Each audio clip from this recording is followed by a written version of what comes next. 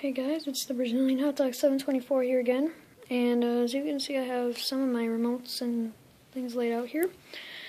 So this is going to be a video for those of you that have a garage door remote or have a garage door opener that needs a remote, but you do not know what kind you should buy or if it's going to work with it or whatever.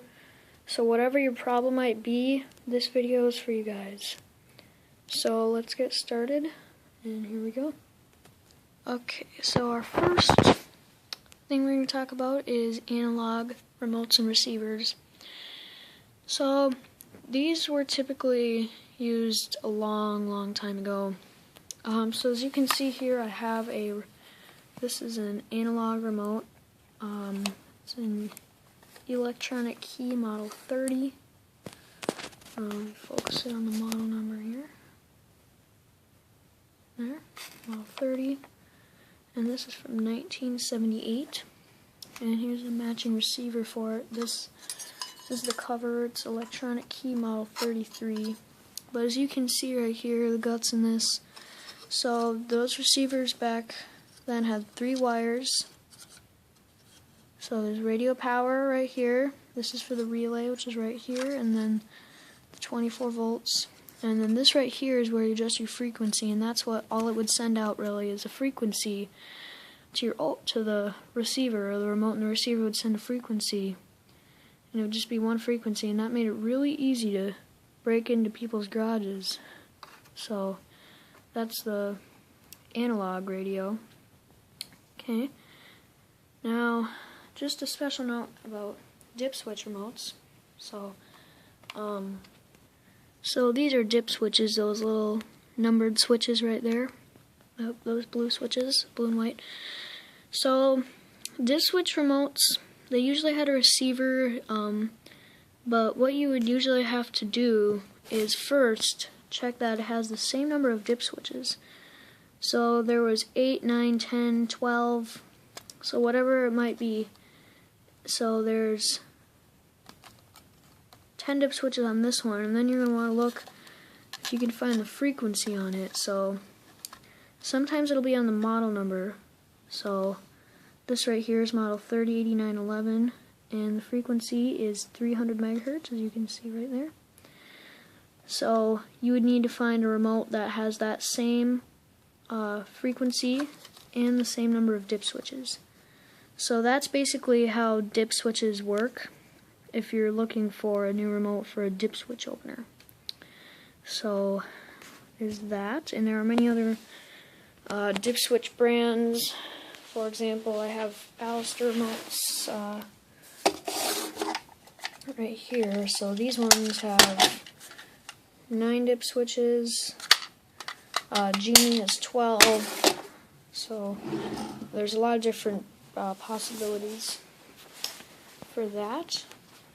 And then next, what we have is the code card receiver, which is made by Genie actually. So this is a receiver for a code card. As you can see, right here is the code card, and if you want a bit better of an explanation, you can watch my video. I'll put a link in the description. But the code card is stored in here basically, and then this would have to have the same code card as the remote. So here's the remote, and this code cards actually came out of this one, but as you can see, it has little holes in it, and that's how it would have the code. So you can see where all the holes are. So that's how it decides, that's how it knows what code it's going to send. And then this is where the code card will go inside the receiver. And this might actually just be an extra code card. So it looks like this remote was maybe never, well, it looks like it was used, I don't know. But and then this is the frequency right here, and all those older remotes use 9-volt batteries. So you had to make sure that you match your code cards for getting new remotes for this, which they don't make them anymore. So if you don't have any extra code cards, your only option is to buy a new opener with a more secure rolling code system, or you can buy a different external receiver, which would definitely be the cheaper option if you're not willing to spend that much money. So that's basically what these are. And then this remote is the Genie AT79 right here. The line's Genie. I have 4 of these remotes. So then here's just another couple examples of dip switches. So right here we have a Genie AT85 remote. This one has 9 dip switches. There's the up position and the down position, so you want to match those. And then this one's actually broken in 2 ways. First of all, this reed that it pushes down to make it work on is broken. And then I took the battery out of this. These right here are actually these are the battery terminals that were on top of, that are on top of the 9-volt battery. So these terminals right here, they came off when I was taking out the battery. So yeah. Anyway, so there's that. And then we also have right here 12 dip switches. And these extra 2 are just for programming special functions, but there's 12 dip switches on this one. And then there are some other brands that have, so these just have up and down positions. There are brands that have 3 positions, up, down, and center. So like Chamberlain, LiftMaster does, but one less Genie, 2 more Genies actually. So then we have IntelliCode, which is the rolling code. So you'll know if it's IntelliCode if you see these style remotes, which look like a tombstone and have a rubber button, which I would not, if this is an IntelliCode remote, that if you're getting an IntelliCode 1 remote, don't get these ones. I would recommend that you get these ones, because the buttons are actually plastic instead of these crappy rubber buttons that wear down. So if it looks like a tombstone, or if you see one like this, that's gray with light gray buttons, like that, or yeah, here's the model of this one, GIGR-3, and then this one is ACS-CTG Type 1. And if you see one that looks like this style, but the buttons on it are black, and like it's all black basically, so those are all IntelliCode. And then there's IntelliCode 2, which is their newest remotes, which is what you can buy that come with Genie's openers nowadays.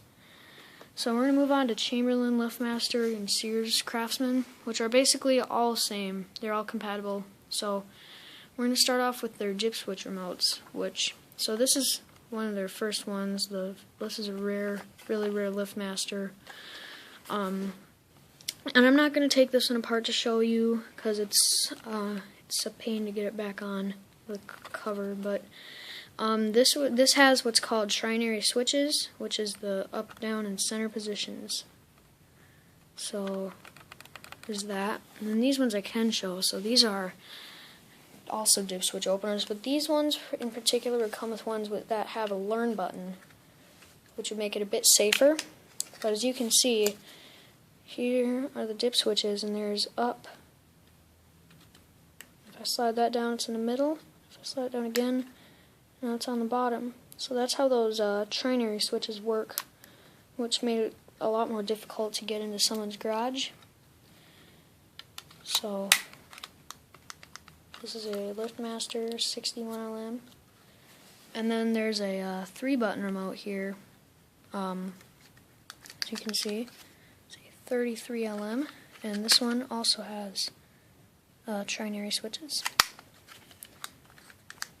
So next we have what's called billing code.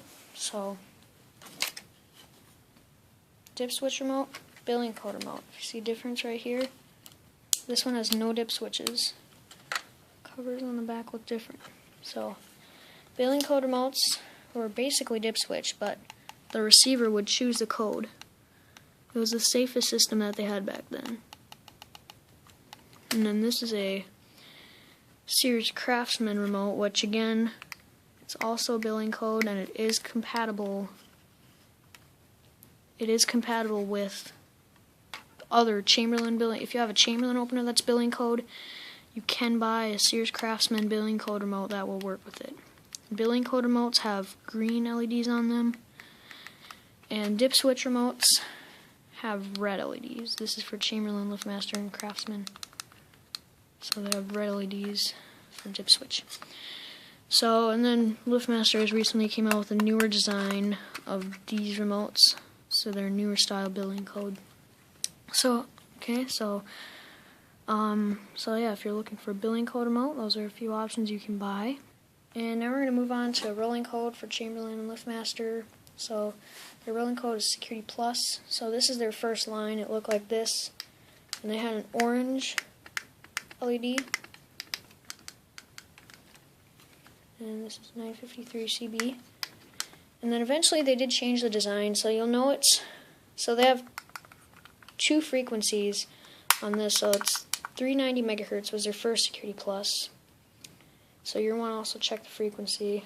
But you'll know these style are 390 megahertz if the buttons are tan or white. Okay. For Security Plus, 390 megahertz. And then this is a Sears Craftsman 390 megahertz. So it's 3-button, and they'll have blue buttons. For 315 megahertz, it will be black buttons, and it'll look exactly like this otherwise. And then we have 315 megahertz. So 315 remotes will have these black buttons, and they'll have this symbol on there, right here, this under my thumb. That's the 350 megahertz logo. And then this is a Liftmaster remote, again, same thing. And then Security Plus 2.0, which is, it operates on 3 different codes and 3 different frequencies. This is what they sell today. So this is a typical Liftmaster Security 2.0 893 LM, and this is a really common remote. And then these are also Security 2.0, but they work with everything. They work with everything going back to these dip switch with a learn button. They don't work with just dip switch, but they do work with dip switch with the learn button. Billing code 390, Security Plus, 315, Security Plus, and Security 2.0. And then here's just another one. Okay. Now I have also received some questions about HomeLink, which is the built-in transceiver in your car, which is basically a combined transmitter and receiver. So there are some remotes that are specifically for this purpose for programming. So this is a Chamberlain HomeLink receiver, well, the remote part of it. So it's 371 JCI, and it trains the opener, the HomeLink system, to work with Security 2.0 if it's not version 4 or higher, which you guys don't know how to tell that, but I don't either. So, and then this is a Genie HomeLink remote, which it's pretty rare, and it's specifically for teaching the HomeLink system how to put it on IntelliCode so it can program to a Genie IntelliCode opener. So, yeah, so those have just been a few questions I've been asked, and here are just a few more remotes that I'm not going to go over. But, hope this video helps all of you that are needing a new remote out there. So, thank you for watching. Check back soon and subscribe to the channel.